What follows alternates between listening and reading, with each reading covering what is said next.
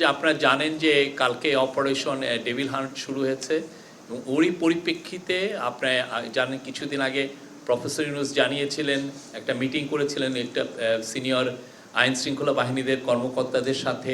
সেখানে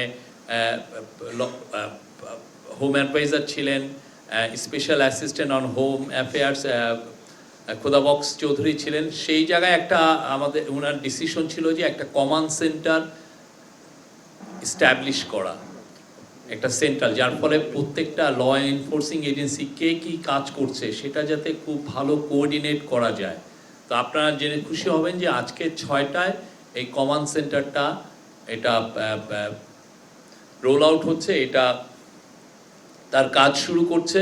এবং এইখানে রেগুলার যেগুলো আইন শৃঙ্খলা বাহিনী যেগুলো আছে, যেগুলো হোম মিনিস্ট্রির সাথে যুক্ত, পুলিশ আছে, বিজিবি আছে, তারপরে কোস্টগার্ড আছে, র্যাব আছে, এদের বাইরে যে আরও থাকবে হচ্ছে আর্ম ফোর্সেসেরও এখানে প্রতিনিধি থাকবে। এটা একটা পুরো, আপনারা জানেন আর্ম ফোর্সেস ল এনফোর্সিংয়ের কাজ করছে, তাদেরকে ম্যাজিস্ট্রেসি পাওয়ারও দেওয়া হয়েছে সেই অগাস্ট মাসের থেকে।